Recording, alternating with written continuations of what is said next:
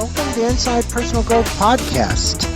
Deep dive with us as we unlock the secrets to personal development, empowering you to thrive. Here, growth isn't just a goal, it's a journey. Tune in, transform, and take your life to the next level by listening to just one of our podcasts. Welcome back to Inside Personal Growth. This is Greg Boyce, the host of Inside Personal Growth. And joining me from Rockville, Maryland, on the other side of the country here, is Dr. Neil Spiegel. Dr. Spiegel, good day to you. How you doing? Good. Well, it's How are you? Good to have you on the podcast and to speak not only about your practice, but also about how you're using intelliFat and the Cellmyx products. And just to let my listeners know, the show is being sponsored by both Cellmyx and intelliFat. And Dr. Spiegel is somebody who actually uses the intelliFat kits in his practice.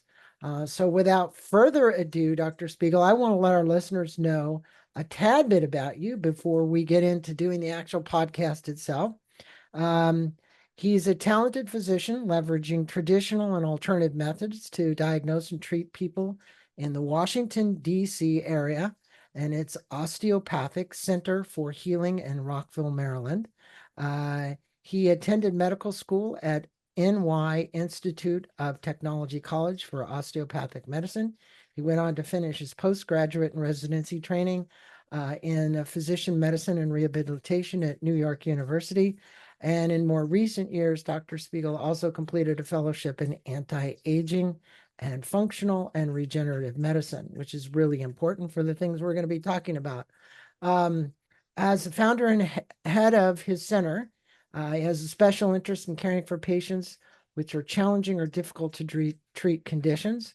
With more than 25 years of professional expertise, he also excels in working with men and women who suffer from acute and chronic musculoskeletal and neurological pain syndromes. Throughout his career, he's dedicated to helping people, and he's earned him numerous professional awards, including Top Doctor Survey Awards in the state of Maryland Volunteer Service Award. He's also a key contributor in developing and growing the free clinic and treating uninsured in Montgomery County, Maryland. He has multiple certifications and fellowships, and he specializes in regenerative and anti-aging. Well, welcome to the show, and thanks for taking this time to kind of fill our listeners in. Can you kind of start off, Dr. Spiegel, explaining what these intelliFat kits, which I've mentioned, have done for your practice, and how are you really using them in your practice? So one of the things that we do is we treat patients that have degenerative joint disease. Okay. So let's take, for instance, a knee.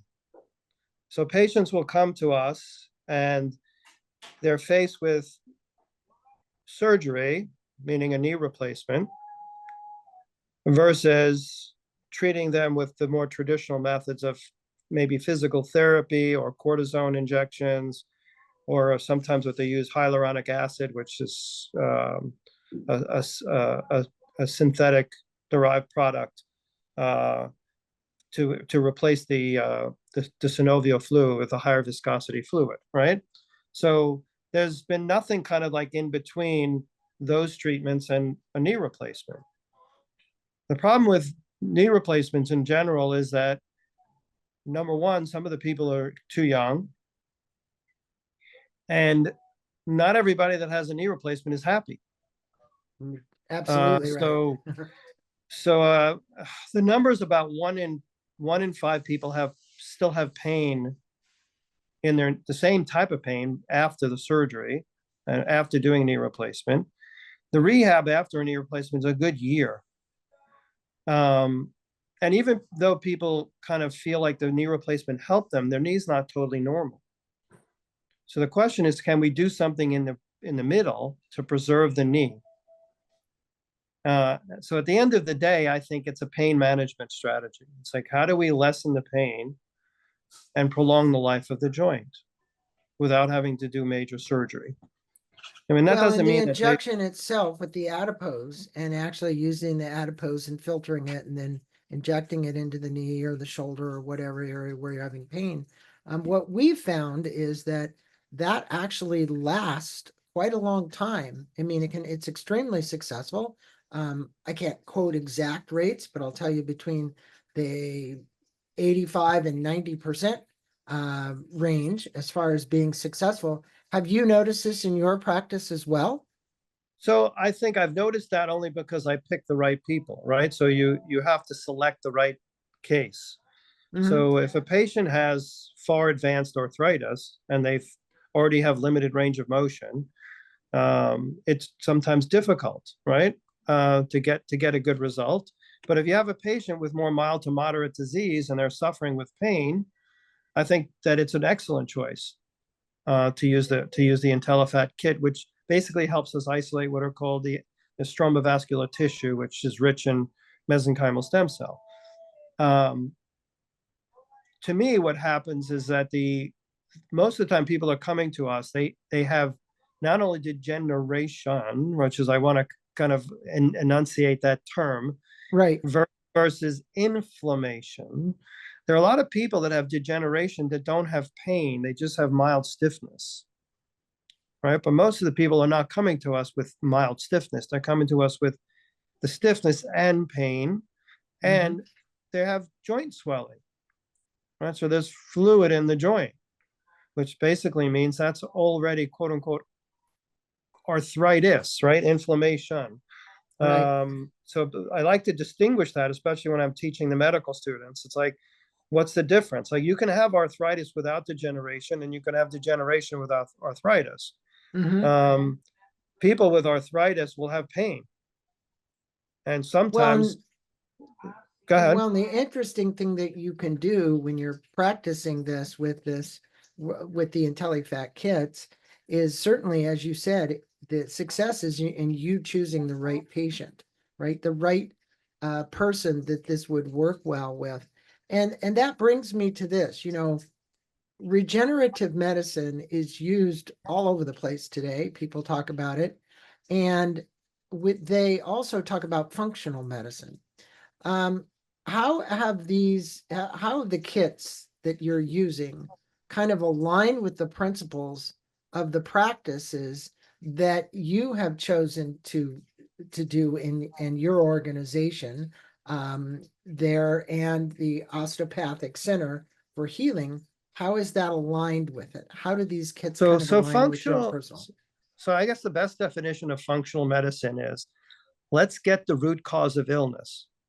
If we find the root cause of illness and we somehow can change it, we change everything. Mm-hmm. So the other thing is the body has an intrinsic ability to heal itself if you give it a chance. All right. So Absolutely. so if we take the cells from our tissue, and we kind of, all we're doing is we're taking it from one place and putting it into another place. Mm-hmm. All right. So we're saying, I'm going to take what God gave you, right? Pull it out, and I'm going to put it into the place where you really need it to Right. help heal it. So to me, that's the basis of functional medicine, is really getting the body to heal itself once you realign it.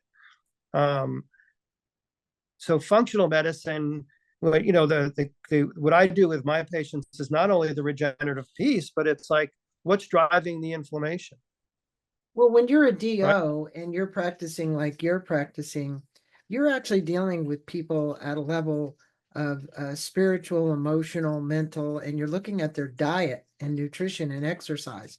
And I would think that you're actually making lots of dietary recommendations as well to help to prevent from the inflammation. Would that be correct? I mean, Yes, that is yeah, correct. yeah, yeah, That is correct. I mean, there's the old statement, you are what you eat, right? yes. And I always make fun. The American diet is not really good.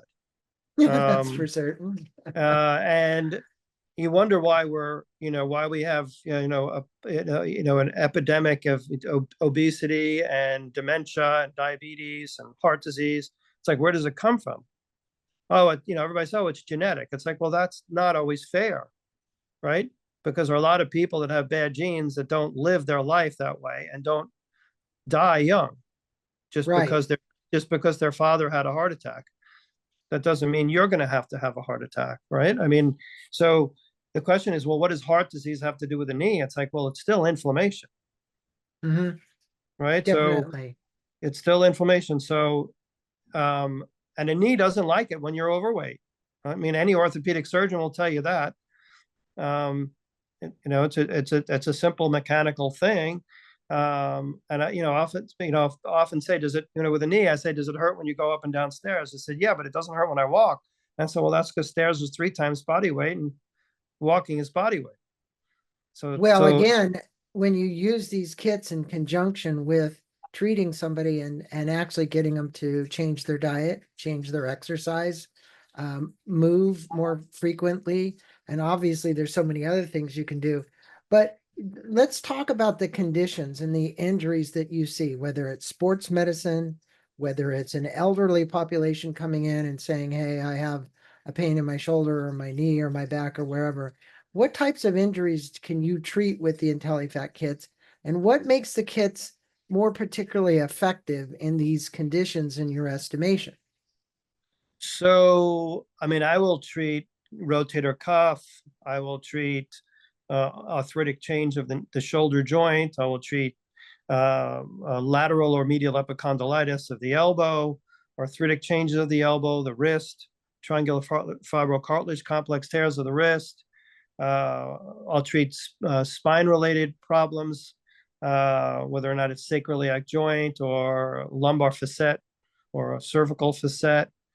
I've treated, obviously knees, ankles, patella tendon, quad tendon, Achilles tendon. How do you determine, Dr. Spiegel, that they're a good candidate for this versus some other treatment that you might have? In other words, somebody comes in, we know that this is obviously not the least expensive way to go, the reality. But on the other hand, we know that it's highly effective. So if somebody's comes into you and they've been complaining of pain and they've been treated by maybe another doctor, but more than once for the same thing, does this help for you to determine that they might be a better candidate for something like Yeah, I this? mean, or I did myself, tried one, so let's say I tried, I'll give a good example. Had somebody who was about a 70-year-old gentleman who had spine surgery Hmm. twice. And he was still having significant back and hip pain where he was on medication and was managed by a pain management practice with opiates, with chronic back pain and hip and leg pain. And I tried initially so what first thing I did was I did a ultrasound guided block just with like lidocaine and bupivacaine to see if I was even in the right ballpark of where the pain was coming from. So I injected around his sacroiliac joint and the surrounding ligaments and the lumbar facets, and 90% of his pain was gone for about 6 hours. So I said, okay, I know that's the pain generator. Now let's see if I can make a dent and change. So we first used PRP, which is just from the blood.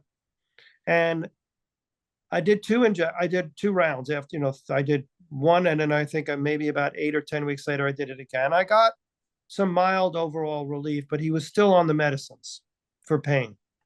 And those don't do any good for your digestion or your ability to, No, there's um, a whole bunch of other real problems with right, with right. that, right? Yeah, Which when you go on opiates, it's an endocrine disruptor, so it affects in men it affects testosterone levels. It affects gut motility. It affects totally. absorption of vitamins. A whole bunch of bad things happen to you. Yeah. So I knew that wasn't, I wasn't able to kind of, get through there. So I convinced him to do the adipose with the intelliFat, and I saw him at 3 weeks post, and he basically said he barely is taking any medication. So I'm like, Fantastic. so that was a bigger bang than the PRP was, right? Right. So even though the PRP was less expensive, right? The question, money, for him, money was not as much of an object as pain relief was, because he wasn't at his age, he wasn't going to go through another spine surgery. Exactly. Exactly. Um, So you found an so alternative through these kits that could work. And, like I said, we have people where they're working 5, 6 years later. So longevity wise, I think it does have the longevity. I can't unequivocally state that that's going to happen to everybody because that isn't the case and it doesn't. But in about 90% of the cases, it does. Now, could you walk us through a typical process for treatment when people come in to do this? Because, I think, look, people can go to our website and they can see the cannula, and then they can see the fact that we're going to extract the fat, and then you're going to basically filter the fat, and then you're going to take so many cc's and you're going to inject that somewhere. What is that process like? Are you doing it all yourself? Are your nurses involved? so What's how do you do it? so I have a nurse. Um, so what I tell patients is when they first come in for their initial consult, and we've walked through everything, we've decided this is what we're going to do. Mhm. So they say, "What's going to happen?" I said, "Well, you're gonna come in, and then I'm gonna look at an area of your back, and we kind of like I usually use like a magic marker, and I kind of put little lines on your back to tell me where your hip starts and ends, and so I know where I don't want the probe to go. Then I drape you and I clean the area, right? So I sterilely prep you, and then I make a little incision and I numb you. But first Use lidocaine. Use I use lidocaine. lidocaine and numb a little area, and then I Mhm. make a little incision with a number 11 blade, which is a little blade. At that point, you should be numb. And then I put the probe in, and I use Mhm. a combination of tumescent fluid, which essentially is a combination of a numbing agent that kind of separates out the fat, and I spread the fat. I spread it out in this kind of fanning type motion. Uh, and will it be painful? You'll feel me poking you. You'll feel some pain, but the numbing medicine will take effect. And then once we usually put about, if we're going to do like one joint, we usually put around 60 cc's of that fluid in. Mhm. And then we let it sit there for maybe about 10 minutes. So we'd start the timer. And during that period of time, I just sit there and wait and tell stories. Yeah. Well, this is uh, pre-filtering it, right? yeah, So yeah. you're This is way basically then filter pre-filtering. Yeah, it, right? yeah. And then once we're done, once that 10 minutes is done, then take the actual device that is used to kind of take the fat out, and it uses a reverse suction. So you're Mhm. putting the device in, and it has a little blade to it. So it kind of slices through the fat and then filters it and pulls it into my device.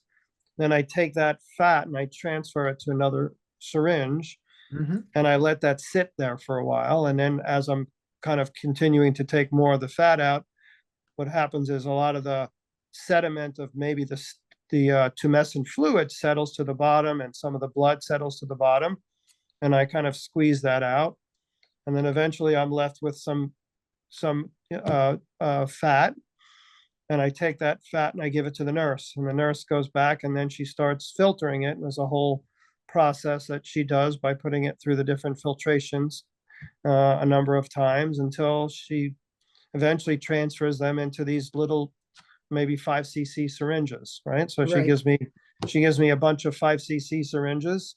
And the reason I like the 5 cc syringe is because um, when you're injecting back in, if you use like a 10 cc or 20 cc syringe, it's more pressure and it hurts more. So if I use a smaller, like a 5 cc syringe, it's not as much pressure on the injections when I'm injecting back in. So you And just usually inject them during multiple times, what I'm multiple injecting. So times. Yeah. usually the other thing I do when the nurse is separating and filtering the fat is this, like if I'm doing like a shoulder, for example, I'll take my ultrasound out and I'll find the suprascapular nerve, and I'll do a nerve block. So it blocks the sensation of pain. I don't want the lidocaine to be anywhere near the fat when I inject it in, or the adipose tissue. If I'm doing the knee, I'll do either a saphenous nerve block or a geniculate nerve block, which are these little nerves that go into the meniscus or into the knee joint, so that when I go back with my needle, it's less painful. And then It sounds once like that, the protocol you're following is certainly quite appropriate, and you're getting good results with this, correct? so I would say I'm getting more than good results. I would say almost all the patients come back and say they're better. The question becomes, is it totally, do I get them pain free? And the answer to that is a lot of times I don't get them pain free, but I get them, 75, 80, 90% better, which I think if you compare that to a knee replacement, that's pretty darn good because I didn't, right? I didn't remove your joint. Yeah, and a And lot less expensive than a knee replacement, let's face it. So I mean, the reality is they didn't have to go through the months and months and months of rehabilitation. You literally did this process within about an hour. That's about how long it takes you to do, right? Pretty so close. I usually, what I do is I allow 2 hours. And the reason I Okay. do is because I don't like to rush the patient, because let's say they want to slow down a little bit, right? Okay. But the truth of the matter is, can I do it in an hour and a half? Yes. Right? Okay. Can I do it in an hour and 15 minutes? Yes. But that's if, they're gung ho and I'm able to go boom, boom, boom. But, a lot of times patients like to, give me a second, that Yeah, hurt, of you know. course. So Um, any notable success stories, Dr. Spiegel, that you can relate for people that actually underwent the treatment, either for a shoulder or a knee or something like that, where it just like they came back and it was incredible. We've had some crazy success stories, but we'd love to hear if you have one. So, I have a crazy success story where I had an older woman. She was in her middle 70s, and she couldn't lift her arm up. And she had a complete rotator cuff tear and had an advanced arthritis of her shoulder. And she said to me, I'm not doing a shoulder replacement. So she would have to do what's called a reverse shoulder replacement. I don't know if you know what that is, but she would have to had to have done a reverse shoulder replacement. And I said, well, listen, I said, we can do this procedure. I said, but I can't guarantee, because you have a complete tear of the cuff, that you're going to get full function of that shoulder, but I can guarantee that you'll have at least some pain relief. And she said, fine, sign me up. So we treated her, and I always bring this case up because we always tell patients, the 3 weeks, 6 weeks, 3 months, right? The first 3 weeks, I tell them, lay low, don't do anything. 3 weeks, you come back, I start them stretching and moving the shoulder. 6 weeks, I start strength training. I usually say 80% of what will happen happens by 3 months. That's pretty much textbook of what we tell patients, but not everybody follows and reads the textbook, right? So Nor this did they follow particular, your so this, directions. so this particular patient comes back in 3 months. She goes, Doc, I don't think you helped me much. And I said, all right, well, maybe it's just going to take you more time. And then I lose her to follow up. And she comes back about 8 months later. And I said, why are you here? And she said, I want you to look at my knee. And I said, what happened to your shoulder? She said, oh, that's fine. And she raises her hand up in the air with no problem. That's a good story. And now And she I wants to said, get an injection in her knee. That's an right. awesome story. Right. And I said, well, I thought you told me it didn't help you. She said, you told me it was going to take 3 months and it took 5. Well, for somebody who couldn't lift their arm and needed rotator cuff, that's a true success story. That's a great success story. Right. So I don't want to let people think that I healed the rotator cuff. The rotator cuff probably was not any different, but what was different was her pain was not there and she was able to move the arm. Yeah, and I think that's the key. The pain management was highly effective in this case. And Right. how do treatments with these kits compare to other traditional pain management therapies or surgeries that you do? I mean, So I don't do, you obviously, I'm not a surgeon. okay. So I can't compare it to surgery. I can only compare it to what I do. So if we say, well, if we could stay within the realm of regenerative medicine, we're really comparing it to like bone marrow aspirate, right? Right, right. Um, which would be the comparison, or maybe using what's called placental allograft, which has its issues with the FDA. So Right. So if we compared it to using just our own cells, bone marrow versus adipose tissue, right? I mean, if we go to our regenerative medicine conferences, there are people that say, "Oh, bone marrow is the gold standard," and then half the other room says, "Oh no, adipose is the gold standard." And I'm like, I'm not a researcher here. I'm a clinician. It's like so. I tend to, if I'm going to use bone marrow, I tend to use it in very young people. Okay. Once you're over a certain age, which I tend to stay with fat. I think that's probably a good rule of thumb. So if I'm comparing those two, which is a legitimate comparison, I think they both are very good treatments, but you have to choose the right patient. Well, because you do choose the right patient and you do the right intake with them, I would assume that the long-term benefits and the sustainability of pain relief, like you said with this woman, it took 5 months, just using her as an example, improves the patients. And would you say that this is happening in most cases with the patients that you're using the IntelliFat kits on? So most of the patients probably get better within the first 3 to 6 weeks, right? Where Okay, that's yeah, they'll come back and they'll say, um, I said, well, how you feeling? And they say, well, I think I'm a little better. And I said, well, are you having difficulty with sleep anymore? And they say, no, I'm sleeping through the night. I said, you able to turn in bed now? Yeah, I'm able to turn in bed. Are you able to walk up and downstairs? Yeah, I can walk up and downstairs, but I still feel a little bit of that. I still feel, that kind of stuff, right? Where you kind of yeah. like they're they're kind of focusing on what's still there. And I'm like, well, you haven't done anything yet. It's only 3 weeks. That's pretty good. I mean, Well, it's at 3 weeks. interesting you say that because I've relayed this story maybe on another podcast, maybe I haven't, but I was in a dog park with my dog and a really big dog hit me. I'm 70 years old, by the way. The guy knocked me on my butt and I didn't pay much attention and I got up, but the knee hurt. He hit me like right in my left knee. And I hadn't done anything for a long time. Then it started getting worse. And the long story short is I started getting these red light laser kind of treatment things to it. So the mitochondria would like move around into the knee. And believe it or not, those laser treatments worked quite a bit to help relieve the pain, but it is back again, right? It's back again. So are you using anything like that or So I anything used other to than that? have I used to have a laser, Mhm. and I used it a bunch. And one of the problems I had with it was that it wasn't I don't participate with any insurance, but patients still use my fees and they send them into the insurance carrier. The insurance carriers were not recognizing it at all. Right.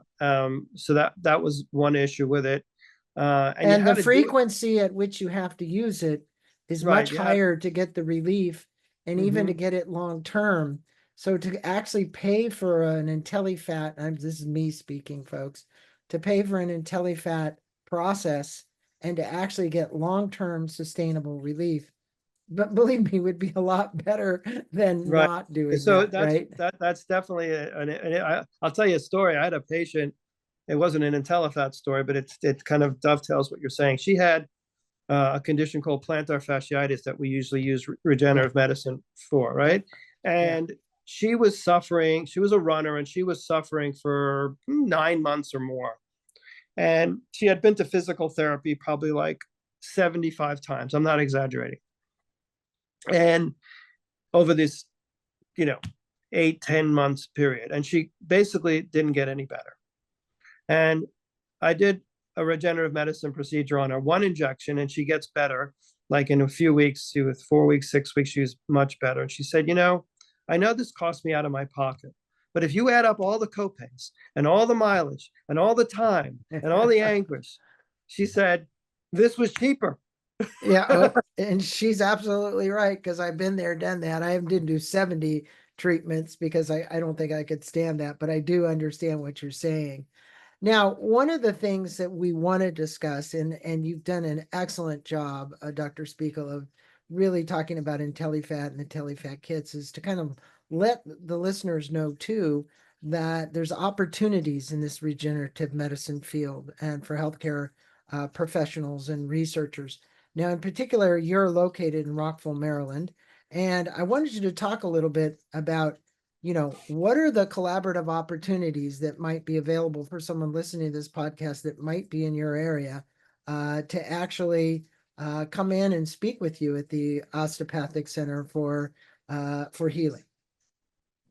So the people that collaborate the best with me are the physical therapists, because they're the ones that are on the ground treating these patients that aren't getting better.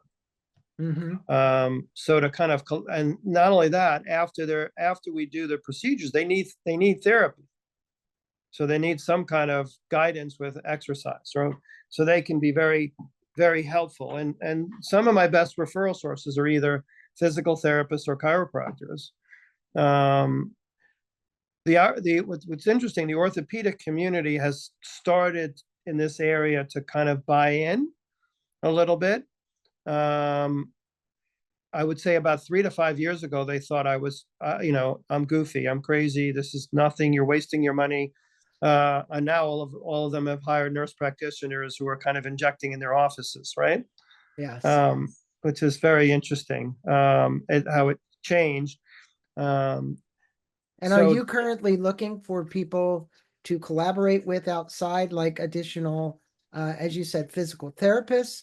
Or are you looking for people that might want to come in and work with you inside the practice? Or so both?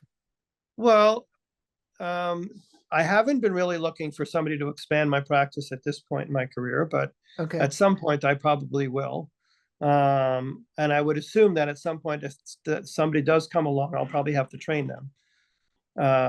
Because I do so many different things in my practice, right, that it wouldn't, to somebody to kind of take over what I do, no, nobody's going to come in with all my training, right? So it's something that I would have probably hopefully have to, train them. right. So I haven't really thought of it that way. What was your So the other? other question is really about the staffing, people that will assist you with this process. Are you currently in need of finding people that will actually help you in the staffing arena as well? In other words, nurse practitioners, people that understand functional medicine, who are into alternative medicine, that are certified and licensed, and you're looking to hire? Or is that one of the things you want to do? So I have a PA that works with me, Mm-hmm. and she's a certified functional medicine doctor, PA, Perfect. I should say. And then I have an RN and basically a front desk person, and that's all we Okay. really need. Right. We do a Okay. lot of nutritional medicine, so we do a lot of IV nutrition and other things to help people that have other illnesses that intelliFat doesn't address. Right. People have more systemic illness. So I see a lot of people with complex medical problems that need to bypass their gut to get nutrition, Yeah. Yes. to get Yes. well. So that's why we have the nurse, and we have kind of an IV suite that we um, that we see patients. But we're kind of we're I think we're well staffed.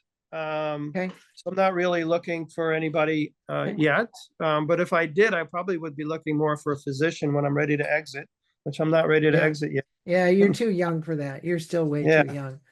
So, question then, what do you see on the horizon here, kind of summing things up with relation to, look, you keep, as they say, your ear to the ground, listening for what's coming, what's changing in your arena. I know one of the physicians that's on the East Coast that uses our product is Dr. Paul Tortland, and Tortland is pretty well recognized when we go to these shows as somebody who's pretty advanced in sports medicine, is also advanced in the use of IntelliFat kits and all of this. What do you see kind of on the horizon here? Because there are a lot of new scientific discoveries coming around. We do know the FDA is problematic in many cases on being able to get some of this approved and actually be able to use it effectively. But what are you saying, and what do you think is going to happen?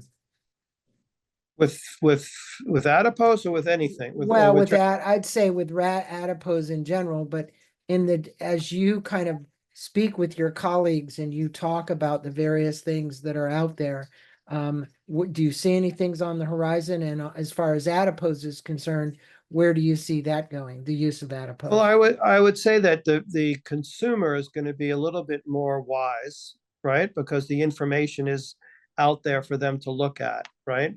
Versus just going to the orthopedic surgeon and getting the eyeballs to roll around in their head, right? Which is what they usually get, right? When they talk regenerative medicine with the orthopedist. The East Coast, you're on the West Coast, right? So the West We Coast are. is funny. I always make fun. It's like you live on the left coast and we live on the right coast. And it's kind of funny because in medicine, basically, if you want to look at something that's kind of like out in front, it's always done in San Francisco before it's done in Washington, right? Yeah, Which is fun. It's funny, but it's not funny. Well, I'm laughing not at you. I'm laughing with you because here on, I will say, there is a physician who wrote a book with Tony Robbins called Life Force, and his name is I've read it. Robert Herrera. Yeah, And I've read the Dr. book. Herrera is on Yeah. the bleeding edge with stem cell Right. treatment. And we do know there is a lot of controversy there, right? But the reality is that, you look at Peter Attia, you look at Dr. Herrera, you look at all these books that I've read that are really about longevity. But they're also talk about, like Peter Diomedes, the advancements in medicine and scientifically what's happening. And I thought maybe we could wrap the show up with you maybe giving us some of your words of wisdom about where you think all of this might be headed.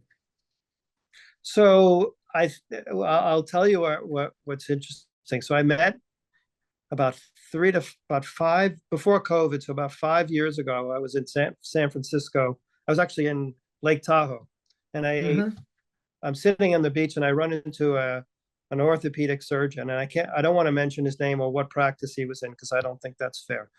Right. And but let's say he was at one of the foremost sports medicine places in the country. Okay. On the West Coast, right? Okay. If I said the name, everybody would say, "Oh, they're one of the best," right? And so my wife was sitting with me, and she's a physical therapist, and I said to her, "Listen to what I'm going to ask him." I said, "What do you think of regenerative medicine?" And he said to me, "My ACL reconstructions have gone from 6 months to 6 weeks on the field with stem cells in the OR." Now, an orthopedic surgeon on the East Coast would say he's a fool. Yeah. With the exception of case study number one, Adrian Peterson. You remember Adrian Peterson? Yes. He was a running back for the Minnesota Vikings. He had an ACL reconstruction done by a famous orthopedist named James Andrews, right, at the Andrews Clinic in Alabama. Do you remember that story? I do. And I also was just reflecting on, as you're speaking, last night, I'm watching one of the, not to sideswipe you here, one of the Olympic athletes had 3 ACL tears and was back in competing in gymnastics, right? So you must realize that they're getting the best of the best, right? Because they are Olympic gold medalists. And literally that ACL tear, she won a gold and had 3 ACL tears. So anyway, Adrian Peterson had an ACL tear. They did an Andrews Clinic, which they do a lot of regenerative medicine, right? They did stem cells in the OR, and he was back the same season. And he performed at a very high level. So, and I think you like look at that situation and you're like, okay, are the orthopedic surgeons on the East Coast just not with it? And I said to him, and then he said to me, there are some things we just don't operate on anymore. Right? That's what he told me. Wow. He said we have people in my practice that are like you, and we said they never get to me. Right? And I said, why is it that people on the East Coast are so behind. And he said, well, let me tell you something. He said, I did my, he said, I did my training at Harvard on the East Coast. And he said, my attending physicians thought arthroscopy was going to be a fad. Mm-hmm. So what do so there are some people that just don't buy in, and they're just late adopters. He said regenerative medicine is the future of medicine in our field. We Yeah, just so have it was interesting because I was looking for the podcast I did with this. He was a neurosurgeon in Oakland, California, and wrote a Newscomb, I think is David, and he literally stopped doing back surgeries completely. Doesn't believe in it. Let me bring it up because I think you probably know this gentleman, and I was blown away because he's now written 3 or 4 books saying don't do back surgery. Right? He said he is as saying as a neurosurgeon, it's one of the worst things that you can do. The book is called Back in Control: The Surgeon's Roadmap Out of Chronic Pain, second edition by David Hanscom, Hanscom. And I was literally blown away by his analysis, and very effective. Now, I don't think that everybody will get out of having a back surgery, but at the same time, as you know, you've treated people with back pain and you've been able to relieve them without back surgery. Would that be correct? correct. So Yes. he's an orthopedic surgeon in Seattle, David He Hanscom? is he's in Oakland, California. Oakland, Okay, San okay. Francisco. Yeah, I'll send you a link to that. Okay.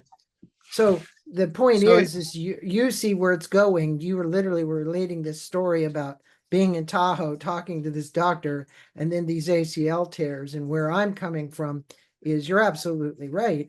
The number of surgeries that are going to actually happen versus the numbers of injections, whether it's intelliFat or it's using Adipose or you're using stem cell treatment, is on the rise, right? correct. Yeah. Yeah. Correct. And the more that it comes, the more literature that comes out, the more the orthopedic surgeons will not say there's no evidence. They keep saying there's no evidence. There's no evidence. There's no evidence. But You're there is wasting your evidence. you're wasting your money. There's no evidence. And I think that more recent years, it's been harder for them to pull that off, if that makes any sense. So it's Well, because because the there's patient, well, the too patient many, will comes into the orthopedics office with articles, right? I right, mean, well, wait a minute, this is a peer-reviewed medical journal here. right. Yeah, this is They, an orthopedic journal, right? well, I'm pleased for the fact that Dr. Spiegel, we've got physicians out there like you who aren't immediately rushing people down the path to get a back surgery or have a shoulder replaced or a knee replaced because of the not only just the pain, but also the time that it takes to recuperate from those when we do have alternatives and you're willing to do that and the patient's willing to do it. They're finding their experiences are really good. And I want to thank you for being on the show on behalf of Cellmyx and intelliFat, and on behalf of Inside Personal Growth, which publishes this podcast. Thank you for being on, and thanks for taking the time to give us some insight, some of your insight about how you use these intelliFat kits and your wisdom around where this is maybe headed, and basically what it sounds like is less and less surgeries and more injections. Thank you. Thanks so much.